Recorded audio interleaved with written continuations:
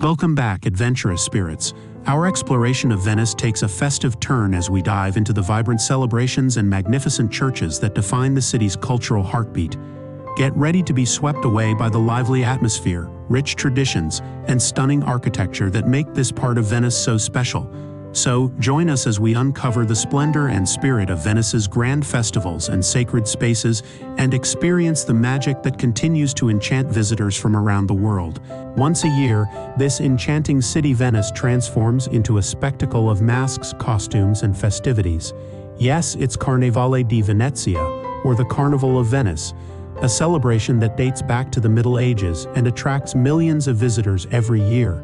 It usually takes place in the weeks leading up to Lent, according to the liturgical calendar. The festival typically begins in late January or early February, and ends on Shrove Tuesday, the day before Ash Wednesday. The exact dates can vary each year. Imagine walking through the narrow alleys of Venice, surrounded by ancient buildings and shimmering water. You hear laughter, music, and applause. You see a dazzling array of masks and outfits of all kinds, from the simple and elegant to the elaborate and extravagant, allowing the people to conceal their identity, and each one more beautiful and unique than the next. Anyone could be anyone, regardless of their class, gender, or profession. Marvel at the craftsmanship, creativity, and diversity of the mask makers who use different materials and techniques to create their masterpieces. The masks are not just simple accessories, but works of art made of leather, paper, porcelain, or glass. Admire the details and decorations, such as feathers, jewels, flowers, lace, and paint, that add charm and personality to the masks. Each one has a story to tell, a personality to reveal, a secret to hide. Each mask has its own meaning and origin, its own magic and mystery. Behold stunning, elaborate, and elegant outfits such as gowns, suits, capes, and hats that complement the masks. These are inspired by legends, literature, fantasy, and culture of Venice. Some are based on historical figures, some are rooted on mythical creatures, some are humorous and playful, some are mysterious and intriguing. Witness these masked revelers who are enjoying the carnival in various ways. Some are lively and cheerful, some are calm and graceful, some are mysterious and intriguing. As you walk through the streets and squares of Venice, you will witness the city transforming into a vibrant and lively spectacle. Feel the joy, spirit, and excitement of carnival in the air, as everyone is having fun and expressing themselves freely. Join the crowd and become part of the spectacle. Get enchanted by the beauty and splendor of the carnival with a sense of curiosity, admiration, and mystery. But what is the story behind this unique tradition? And what are the secrets of the masks that hide the faces of the revelers? Let's find out. The origin of the Carnival of Venice is not clear, but some historians believe that it began in 1162, when the Venetians celebrated their victory over the Patriarch of Aquileia, a rival city-state. The people gathered in St. Mark's Square, the heart of Venice, and danced, sang, and feasted. This spontaneous celebration became an official public holiday in 1296, and soon the Venetian government officially sanctioned it. The carnival lasted for several weeks, from late January or early February until Shrove Tuesday, the day before the start of Lent, a period of fasting and penance in the Christian calendar. However, in the 18th century, the carnival reached its peak of popularity and splendor, and it was extended to several months starting from October and ending on Shrove Tuesday. One of the most common types of masks is the bauta, a white mask that covers the entire face, with a square jaw and no mouth, and often paired with a black cloak and tricorn hat, worn by both men and women, signifying equality and anonymity, as it hid the wearer's identity and social status. It was also a way to protect the wearer's freedom of speech and expression. Another one, the Medico della Peste mask, that resembles a bird's beak, with round eyes and a long nose. The mask was often accompanied by a hat, a coat, and a cane. The Colombina mask was a half mask that covered only the eyes and the nose, leaving the mouth free. It was worn by women who wanted to show their beauty and charm, as well as their intelligence and wit. There are more such traditional masks that have a specific meaning and origin, like pantalone, arlecchino, etc., and these masks were often accompanied by elaborate costumes and accessories, such as feathers, jewels, hats, and wigs. The volto mask, which covers the entire face and gives the wearer complete anonymity. It is usually worn with a cloak and a hat, and it can have various colors and decorations. It is a way to express the mystery of the carnival, as well as the freedom and equality of the people. The Carnival of Venice is a celebration of life, joy, beauty, and creativity, when Venice transforms into a magical wonderland, where mystery and fantasy reign supreme. You will feel like you are in a fairy tale or in a dream, where anything is possible and nothing is what it seems. It is a unique and unforgettable experience that will leave you breathless and captivated, and will make you fall in love with the city and its people. Today, the Carnival of Venice is a popular and famous event that draws millions of tourists every year, who come to enjoy the spectacle of masks, costumes, and festivities. However, the carnival also faces some challenges and issues, such as overcrowding, pollution, commercialization, and loss of authenticity. This is the Carnival of Venice, a symbol of the enduring spirit of Venice, and really a feast for the eyes. Now let's witness one of the most spectacular and meaningful festivals in the Venetian calendar, the Festa del Redentore.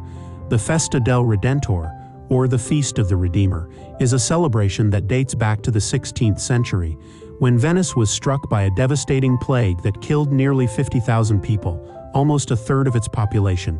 The Doge of Venice, the leader of the city, vowed to build a magnificent church dedicated to Christ the Redeemer if the plague ended. The Il Redentore, the Church of the Most Holy Redeemer, was designed by the famous architect Andrea Palladio as a masterpiece of classical architecture with a majestic facade, a soaring dome, a portico, 2 bell towers, and a rich and impressive interior, and it still stands today on the island of Giudecca, facing the main island of Venice across the wide Giudecca Canal. Its white facade, rising on a high plinth, dominates the skyline and creates a striking contrast with the blue water and the red roofs of the city. The Festa del Redentore is not only a religious event, it is also a joyful and colorful party that fills the city with music and fireworks. On Saturday evening before the feast day, thousands of boats gather in the St. Mark's Basin, decorated with balloons and garlands, to watch the most amazing and spectacular fireworks show in the world that illuminates the sky and the lagoon. The fireworks last for about an hour, and they light up the night sky with dazzling colors and shapes, creating a magical atmosphere that enchants both locals and visitors. The fireworks are followed by a night of fun and dancing as people enjoy the festive mood and the warm summer breeze. You can hear the laughter, the cheers, and the music all over the city. You can feel the excitement, the joy, and the gratitude of the crowd. The Festa del Redentore is a unique experience that combines tradition, spirituality, and entertainment, and it showcases the best of Venice and its culture. It is one of the most popular and beloved events in Venice, attracting thousands of locals and tourists alike. The story of Santa Maria della Salute sounds similar to the Il Redentore we saw recently, as it was also built as a votive offering for the city's deliverance from the plague. The only difference being the former church was dedicated to Virgin Mary by the Venetian Senate in the 17th century, whereas the latter was offered to the Christ the Redeemer by the Doge of Venice in the 16th century. In 1630, a terrible outbreak of the bubonic plague struck Venice, killing nearly 50,000 people, or a third of its population. The Venetian Senate, desperate to end the epidemic, made a vow to build and dedicate a church to the Virgin Mary. They also decided to visit the church every year on November 21st to thank her for the deliverance from the plague. The location chosen for the church formed an arc with 2 other important churches, San Giorgio Maggiore and Il Redentore. The Church of Santa Maria della Salute was meant to resemble a crown and also a ship, a symbol of Venice's maritime dominance to reflect the glory and power of Venice. It was supposed to be an octagonal church with a huge dome, supported by 8 massive buttresses and decorated with statues, columns, and volutes. Its construction began in 1631 and lasted for more than 50 years due to the difficulties of building on the unstable soil of the lagoon and the lack of funds caused by the wars with the Ottoman Empire. The church was finally completed and consecrated in 1687. The church is built from Istrian stone, a type of white limestone that is characteristic of Venetian architecture. It has a salt white or light yellowish color when freshly cut, which weathers to a pale gray over time, and it gives the church a bright and elegant appearance. The exterior of the church is impressive, with a main facade that features statues of saints and allegorical figures, and a dome that is crowned by a lantern and a cross. The church is also adorned with various symbols, such as the Lion of St. Mark, the patron saint of Venice, or the sun and the moon, which represent the light and the darkness. The interior of the church is equally impressive, with a rich and harmonious decoration of paintings, sculptures, and mosaics. Its walls and sacristy display remarkable artworks and paintings by some of the most renowned Venetian artists of the 17th and 18th centuries, such as Titian and Tintoretto. Every year, on November 21st, thousands of pilgrims and tourists cross an improvised or temporary wooden bridge over the Grand Canal to reach the church and celebrate the Festa della Salute, a religious festival in recognition of freeing Venice from the plague, and a tradition that has been going on for almost 4 centuries. This festival was a holiday instituted in 1630 and celebrated solemnly until the end of the Venetian Republic in 1796. The Church of Santa Maria della Salute is also a popular subject for painters and photographers who capture its beauty from different angles and perspectives, especially at sunset, when its white marble facade glows with a golden light. The church is also a symbol of the harmony and balance between nature and culture, as it stands at the junction of the water and the land, the east and the west, the past and the present. Another church, the Church of San Giorgio Maggiore, was founded in the 8th century, and the current church was designed by Andrea Palladio in the 16th century.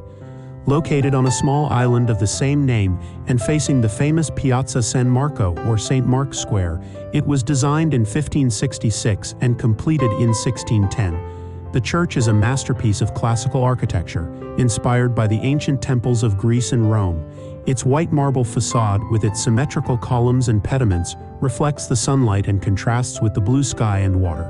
Its majestic dome, crowned by a lantern, dominates the skyline of Venice. The interior of the church is equally impressive, with its spacious nave and aisles, decorated with marble arches and columns. The walls are adorned with lavish paintings by famous artists such as Jacopo Tintoretto. The church also houses a rich collection of sculptures, relics, and treasures. It also offers a breathtaking view of the city and the lagoon, as well as a serene and inspiring atmosphere. Among the many attractions that Venice has to offer, there is another church that stands out for its beauty, elegance, and significance: the Basilica di Santa Maria Gloriosa dei Frari, or simply the Frari. Founded in 1231, the Frari is located in the heart of the San Polo district, a lively and authentic area of Venice. Its exterior is made of brick and has a sober and elegant Venetian Gothic style. The facade features a large rose window and 3 portals decorated with statues and relief. The interior of the Frari is a feast for the eyes, with a nave and 2 aisles divided by massive pillars. The church is filled with light and color, thanks to the stained glass windows and the paintings that adorn the walls and ceilings. As we wrap up this delightful chapter of our Venetian journey, remember, our exploration is far from over. The wonders of Venice have painted a vivid picture of history and festivity, and there's so much more to discover beyond these shores. Stay with us as we embark on new adventures in other breathtaking destinations around the world. Don't forget to subscribe, hit the bell icon for updates, and share your thoughts in the comments below. Keep the spirit of discovery alive, and join us on the next leg of our global journey. Until then, keep exploring, stay curious, and get ready for more exciting travels ahead. Arrivederci, and see you in the next thrilling episode of our adventures.